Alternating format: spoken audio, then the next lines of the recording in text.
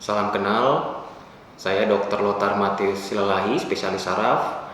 Saya merupakan dosen di Fakultas Kedokteran Universitas Kristen Duta Wacana atau UKDW.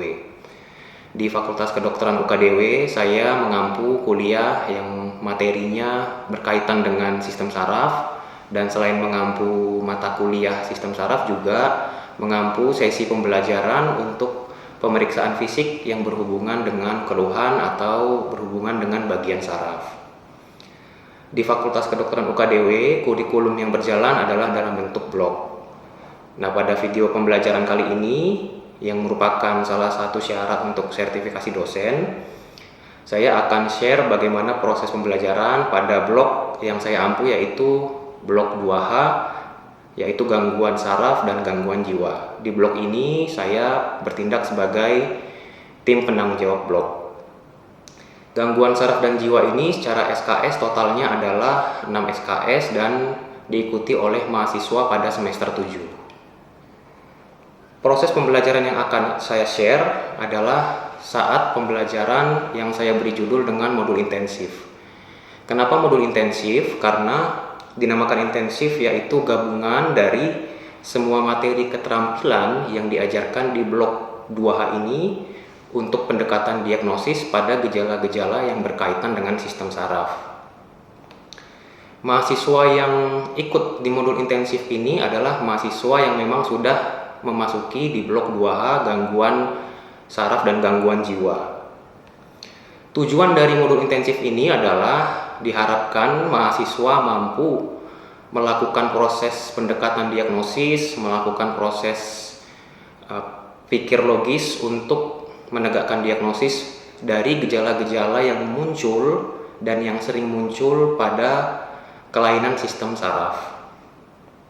Sesuai dengan RPS yang saya buat, capaian pembelajaran lulusannya adalah mahasiswa mampu melakukan prosedur diagnosis, melakukan penata laksanaan yang komprehensif, dan memberikan edukasi terkait hasil pemeriksaan yang telah dilakukan.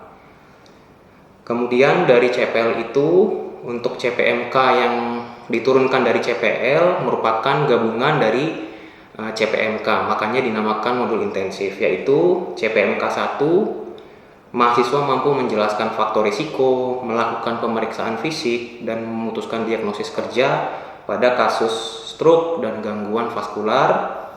CPMK 2, mahasiswa mampu menjelaskan faktor risiko dan melakukan pemeriksaan fisik pada kasus nyeri kepala, nyeri punggung bawah. Kemudian CPMK 3, mahasiswa mampu melakukan penegakan diagnosis berdasarkan pada kasus kejang, epilepsi atau status epileptikus. Dan juga di CPMK 6, mahasiswa mampu melakukan pemeriksaan fisik dan pendekatan diagnosis pada kasus penurunan kesadaran. Pada video yang akan saya sharingkan ini, saya berusaha untuk mahasiswa mengerti semua knowledge yang harus diperlukan untuk dapat mencapai tujuan pembelajarannya. Dalam prosesnya saya berusaha berinteraksi, yang pada awalnya saya ajak mahasiswa dan tanyakan kesulitan apa yang mahasiswa dapatkan atau mahasiswa temui ketika menemui kasus-kasus yang berhubungan dengan sistem saraf. Setelah itu, berdasarkan pertanyaan kepada mahasiswa, saya sharing sesuai dengan kesulitan utama pada mahasiswa, dan pada perjalanannya asesmen akan dilakukan dengan cara ujian dan melakukan keterampilan klinis. Platform yang digunakan adalah MS Teams, di mana mahasiswa bisa mengakses materi kelas di MS Teams, dan pada kuliah ini akan dilakukan melalui Zoom. Berikut adalah video pembelajarannya. Siang hari ini saya akan review ya tentang modul intensif untuk neurologi. Mungkin harapannya sih nggak banyak satu arah ya untuk modul intensif. Waktunya hanya 1 jam, jadi sebenarnya saya ingin mungkin mendengarkan ya dari adik-adik kira-kira apa sih selama ini kesulitan yang didapatkan kalau ada kasus CR Clinical Reasoning Neurologi. Tapi di luar itu coba saya share screen dulu ya.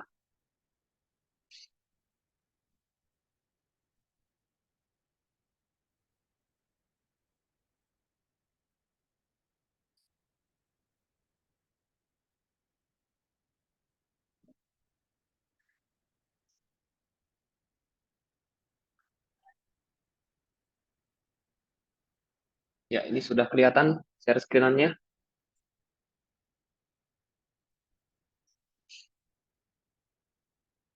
Sudah terlihat, dokter. Ya, oke. Mungkin ini juga bahannya sebenarnya sudah ada beberapa kali ya. Saya nggak tahu berapa kali, mungkin pernah juga saya paparkan ya. Ini ada kasus-kasus yang sering untuk di neurologi itu, yang mungkin di OSCE akan keluar, dan yang jelas di nanti pada prakteknya di koas juga akan banyak keluar gitu. Cuma mungkin saya mau nanya satu-satu. em, Aryo Septiono ada?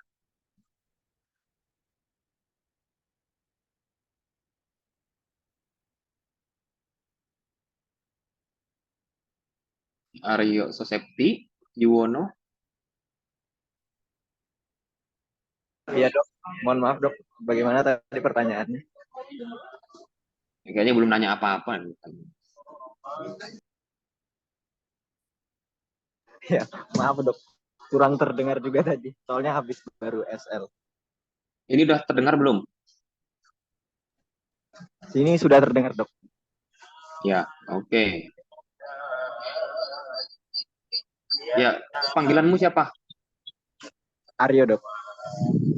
Aryo. Sebelum detail nanti saya mau nanya, kalau di kasus CR Neuro, kesulitanmu apa? Kalau saya Bagian mana? masih bagiannya mungkin di PF ya dok ya, untuk menentukan maksudnya kan waktunya 15 menit dengan PF yang segitu banyak. Terus penyakitnya juga kan agak maksudnya ada yang kayak LBP, terus ada yang neurologi yang kepala. Nah, gitu untuk menentukan mana yang lebih efisien untuk pemeriksaan fisiknya dengan waktu yang terbatas itu sih dok, masih kesulitannya. Ya, oke. Terus, itu ada lagi nggak selain itu? Kalau sejauh ini sih itu ya dok ya. Ya, oke. Terima kasih. Terus, saya mau nanya Diandika Irfan. Ya, dok. Ya, kalau kamu apa kesulitannya di kasus CR Neuro? Mungkin pemeriksaan penunjangnya, dokter. Penunjang ya? Ya, Kalau dari awal anamnesis pemeriksaan fisik udah nggak ada apa namanya, nggak terlalu sulit. ya, tetap sulit, dok. Kok kalau nggak sulit juga nggak apa-apa, nggak usah nanti. Kalau misalnya jawab nggak sulit juga nggak ada masalah maksudnya. Tapi yang bingung penunjang ya. Ya, Oke, coba terus Ratri Sediani Pamuji.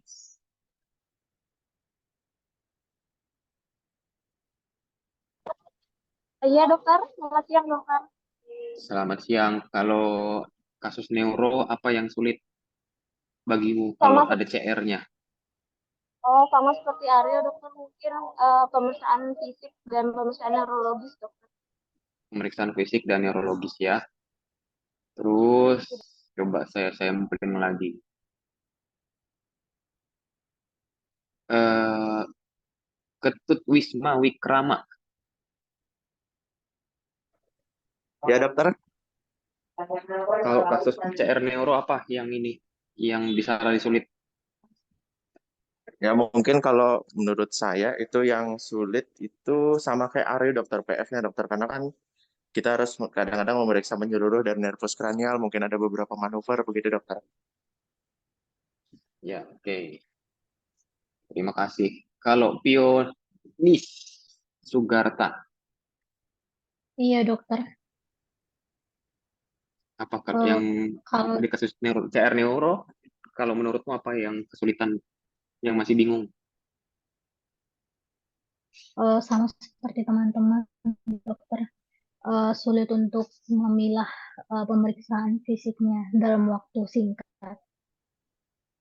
Ya, memilah pemeriksaan fisik. Oke, dari 5, 1 jawabannya yang penunjang, berarti dominannya banyak pemeriksaan fisik.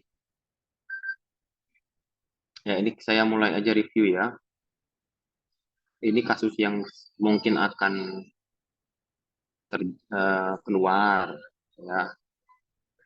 Ini juga banyak kasus yang ini juga akan banyak keluar di real gitu ya.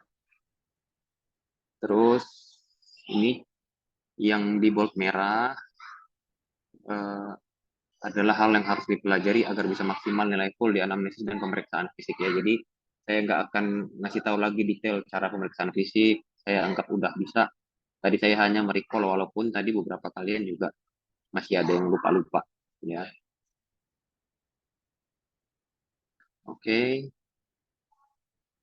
Nah, kalau nyeri kepala. Jadi sebenarnya memilih pemeriksaan fisik neurologi itu kalau kalian masih bingung berarti kemungkinannya ada 2. 1, adik-adik belum mengerti konsep kasusnya. Ya, kalau nyeri kepala itu proses berpikirnya seperti apa. Atau yang kedua, adik-adik belum tahu apa yang harus dicari untuk di pemeriksaan fisik. Ya. Sebenarnya nyambung juga dari penyebab pertama ya, belum tahu sebenarnya untuk nyeri kepala itu seperti apa sih kasusnya. Ya. Oke, ini saya kasih gambaran ya. Kalau secara teori, jadi ini kan kalau namanya skill lab menghubungkan teori dan skill gitu. Nah, kalau nyeri kepala itu secara umum dibagi 2, nyeri kepala primer dan sekunder. Primer itu masuk yang tension, migraine, cluster yang adik-adik semua sudah tahu lah gitu. Ya, nyeri kepala sekunder itu ada penyebab khususnya. Ya, misalnya neoplasma, post trauma, karena infeksi dan sebagainya. Ya, jadi ini harus kalau ada kasus nyeri kepala gampang aja nggak usah mikir-mikir. Jadi jangan langsung mikir spesifik ya.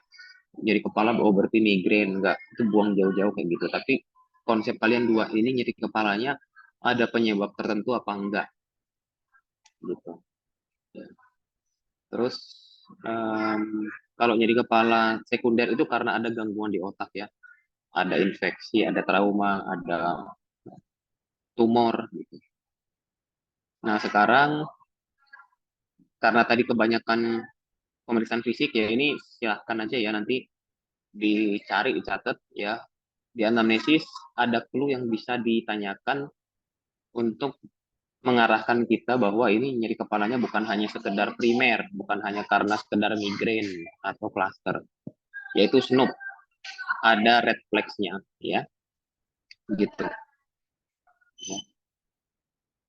Terus ini, nah ini saya bilang ya, secara pemeriksaan fisik, kalau adik-adik periksa pemeriksaan fisik secara neurologis normal, berarti itu adalah menandakan itu nyeri kepalanya primer gitu. Jadi kalau ditanya sebenarnya buat apa sih pemeriksaan neurologis, nervus cranialis, ekstremitas, Babinski dan sebagainya di nyeri kepala ya. Sebenarnya kan adik-adik mencari tuh ada nggak kelainan di otaknya. Kalau dalam pikirannya tadi udah kebagi 2 ya, primer, sekunder, diperiksa semua normal, udah adik-adik kan akan mendapatkan oh ini berarti nyeri kepalanya kemungkinan ke arah yang primer gitu ya, berarti migrain, cluster dan sebagainya. Tapi kan bisa yakin migrain, cluster dan sebagainya harus yakin bahwa nggak ada kelainannya. Nah, kelainannya di mana?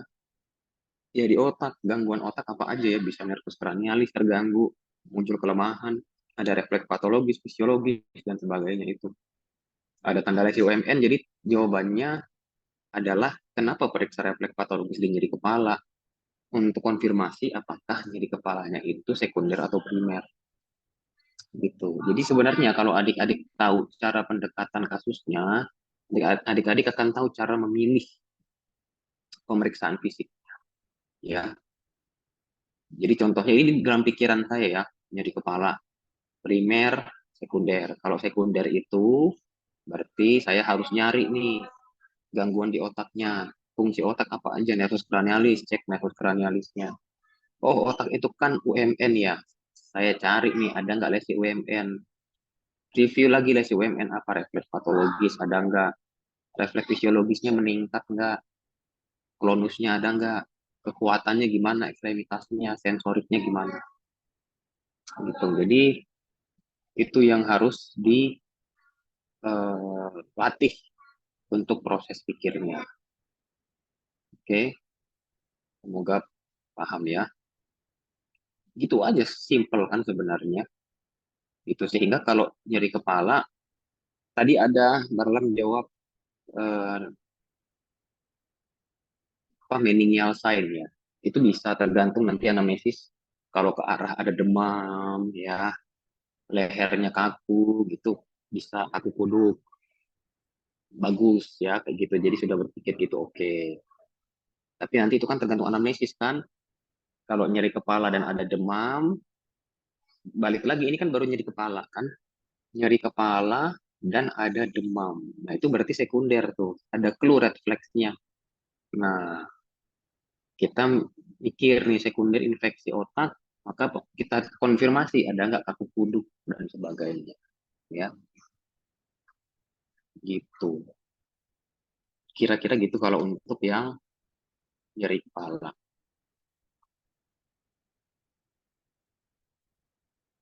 Oke, terus nyeri punggung bawah.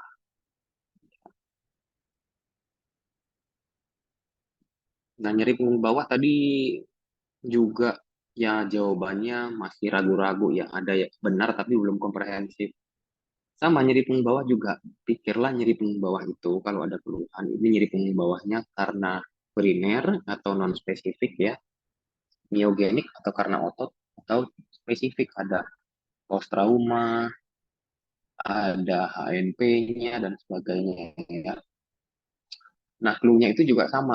Dari anamnesis kita ngarahinnya apa? Ada tunafis, silahkan dicari tunafisnya. Terus pemeriksaan fisiknya juga konsepnya sama. Kita mencari apakah nyeri punggung bawahnya ini hanya tanda kutip hanya ya sekedar gangguan di ototnya atau ada di tulangnya atau di sarafnya atau di sendinya gitu. Sehingga apa pemeriksaan untuk tanda lesi UMN juga perlu dicari, dilakukan. Ya tadi jawaban ini sehingga kalau ada refleks patologis positif harus jawabannya udah harus lancar ya berarti nyeri punggung bawahnya curiganya gangguan di medula spinalis gitu. Tapi kalau adik-adik kan pasti ini, oh ini nyeri punggung bawahnya ada gangguan di saraf apa enggak ya? Cari lesi UMN-nya. Semua refleks patologis, fisiologi. Kalau semuanya oke bagus, udah clearkan ya, singkirkan. Tapi kalau misalnya ada berarti wah ini ada gangguan di medula spinalis nih. Masalahnya nanti spesifik apa kan urusan lain. Yang penting nyeri punggung bawah, sekunder, curiganya apa ya atau spesifiknya apa. Nah, tadi lasek itu harus juga tahu kalau lasek positif berarti artinya radikulopati. Kalau petri positif jangan dibilang HNP. Jadi interpretasi juga penting. Terus sering sering lupa juga status lokal punggung bawah. Ya jadi tadi periksa ROM. Kalau misalnya karena otot berarti harusnya ada titik nyeri ya. ROM-nya mungkin terganggu gitu.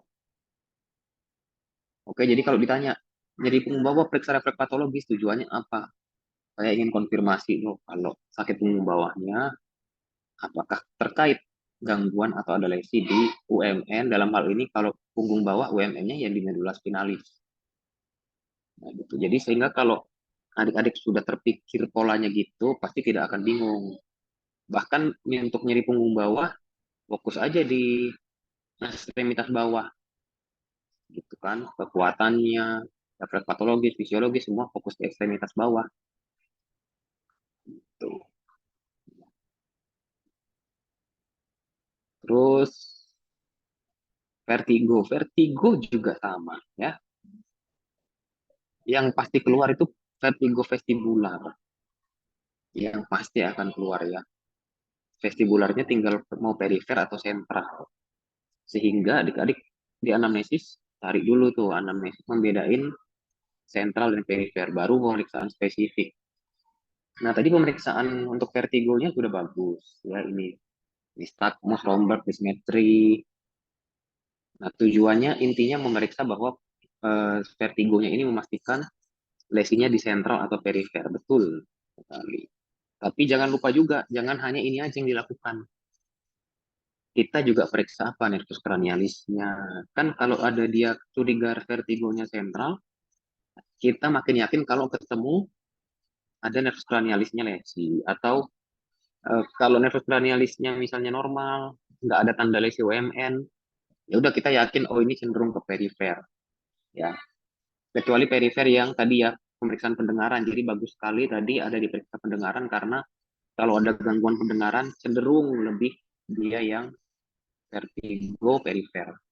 Itu sehingga tadi masukannya adalah jangan lupa bahwa yang untuk vertigo itu diperiksa juga nervus cranialis. Jadi kalau pemeriksaan vertigo selain Romberg, tandem gate juga periksa nervus cranialis, terus tanda les UMN untuk kekuatan, Babinski kanan kiri refleks fisiologis, gitu, refleks patologis, ya.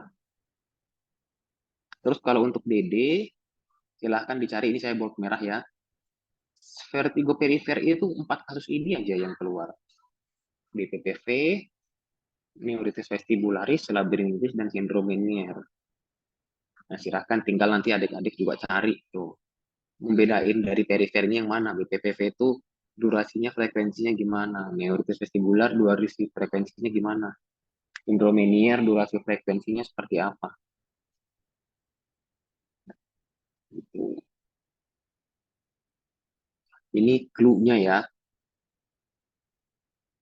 Terus kalau ada penurunan kesadaran pun sama ya.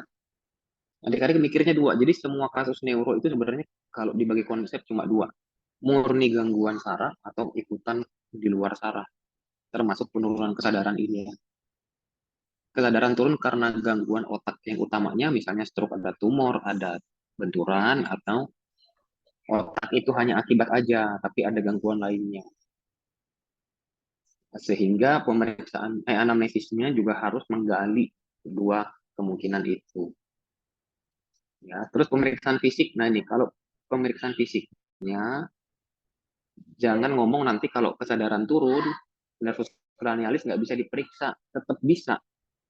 Ya, yang nggak bisa diperiksa hanya nervus 1 dan 11. Yang lainnya bisa ya. Nervus 2, 3, 4, 5, 6, 7, 8, 9, 10, 12 itu bisa semua diperiksa. Ya. Dan tetap cari tanda lesi UMN-nya ya. Refleks patologis, klonus. Nah, itu untuk membedakannya. Ya. Kalau orang kesadaran turun, kita ketemu tanda lesi UMN 1 aja berarti kita mikirnya ada intrakranial nih, jangan mikir ekstrakranial. Jadi kayak gitu ya. Jadi sebenarnya pemeriksaan neurologi itu untuk nyari clue, kita mastiin ini ada lesi di otaknya apa enggak. Ya. Terus kelemahan sesisi. Kelemahan sesisi juga kalau kelemahan sesisi itu udah jelas gangguannya karena di otak ya, karena nggak ada pola-pola lain, kelainan di anatomi lain yang menimbulkan secara klinis kelemahan satu sisi, itu pasti murni di otak, tinggal penyebabnya apa. Ya, gitu. Pemeriksaan fisiknya karena ini sudah mengarah ke gangguan di otak, jadi ya nervus cranialis, ekstremitas, pastiin lagi ya, jangan lupa kekuatan, refleks fisiologis, fisiologis, patologis, sensorik, gitu. Nah, yang saya ingatkan lagi adalah adik-adik lakukan pemeriksaan dari proksimal ke distal dan simetris. Jadi misalnya kekuatan ya jangan cuma di tangan aja genggam, tapi semua segmen. Gitu juga di kaki. Terus lakukan di kanan kiri. Jadi misalnya Babinski jangan hanya di kanan aja. Kalau adik-adik lakukan Babinski kanan, ya nilainya nggak full. Apa maknanya? gitu. Kalau di kanan doang, apa di kiri doang, harus dua-duanya karena pemeriksaan itu membandingkan. Ya, yang ada nanti adik-adik merasa melakukan, padahal ternyata cuma satu sisi aja. Itu yang sering sekali tidak dilakukan. Nah, yang kedua, nervus cranialis untuk screening ya, untuk memastikan screening, misalnya tadi ya kasusnya di kepala kan perlu periksa nervus cranialis. Lakukanlah supaya cepat ya pemeriksaan nervus 2, 3 itu dengan refleks pupil. Ya, refleks pupil, periksa nervus 7 dan 12. Itu aja, itu kan udah meriksa banyak nervus cranialis kalian. Refleks pupil itu nervus 2 dan 3, nervus 7 dan 12. Sudah 4. Jadi, dan itu cepat kan, cuma nyuruh angkat alis, tutup mata, senyum, ringis, dan lidah julurin. Udah gitu. Jadi, tidak perlu adik-adik nervus 1, nervus 2, yang pakai Snellen chart dan sebagainya, enggak. Kalau untuk screening cukup, tapi alasannya kenapa nanti adik-adik akan tahu jawabannya setelah kelas, tapi lakukanlah kalau untuk pemeriksaan nervus cranialis karena masalahnya kan tadi adik-adik bilang waktu sempit, maka ya udah refleks cahaya kan cuma sebentar aja, 3 detik selesai. Ya, nervus 7 kalau adik-adik nggak gagap kan nggak bingung, 5 detik selesai. 12 cuma julurin lidah, 3 detik selesai. Cuma dilihat deviasi apa enggak. Ya, itu. Sisanya yang lain nervus motorik itu juga cepat kan. Asal adik-adik nggak bingung tuh, nggak mikir-mikir. Nah, terus pesan saya lakukan pemeriksaan yang spesifik dulu, baru general. Jangan habis waktu untuk general. Udah kasus neuro, adik-adik periksa konjungtiva dulu lah, itu kelamaan nanti. Neuronya dulu dimaksimalkan kalau ada waktu, atau misalnya belum ada 3 menit nih lonceng, silahkan mau direview dari konjungtiva, sklera, dan sebagainya. Ya, oke, itu dari saya. Saya buka pertanyaan. Kalau ada yang mau bertanya, dipersilahkan.